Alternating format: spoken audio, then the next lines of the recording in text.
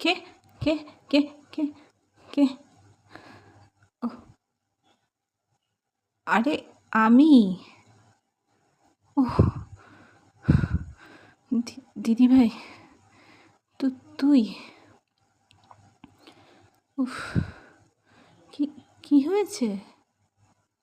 এরকম ভয় পেয়ে আছিস কেন?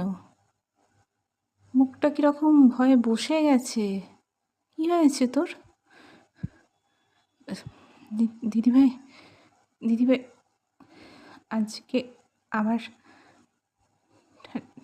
ঠামকে দেখলাম রে। মানে কোথায়? আয়নাতে? আয়নাতে? হ্যাঁ রে। তুই শান্ত হ, শান্ত হ। ঠিক আছে, দেখ, তুই একটু আমাকে খুলে বলবি?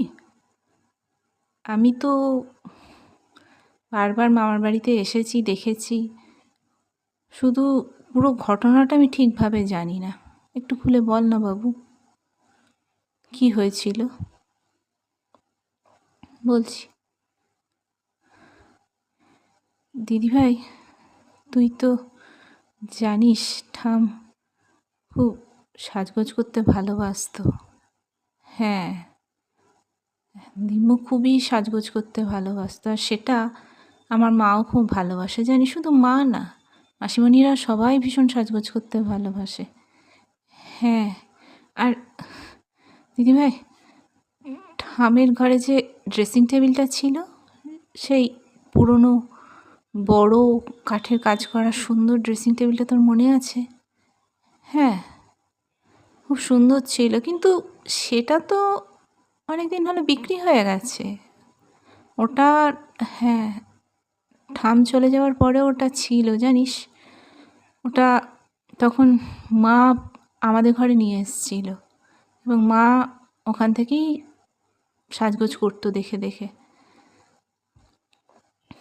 মাও দেখেছে, এখন আমিও দেখছি, কিন্তু ওই ড্রেসিং টেবিলটা তো বিক্রি হয়ে গেছে।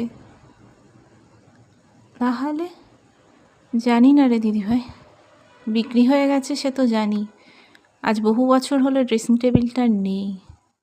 কিন্তু এই যে নতুন ড্রেসিং টেবিলটা হাল ফ্যাশনের, সেখানেও ঠাম মাঝে মাঝে মাকে আর আমাকে দেখা দেয়, আজও দিয়েছে।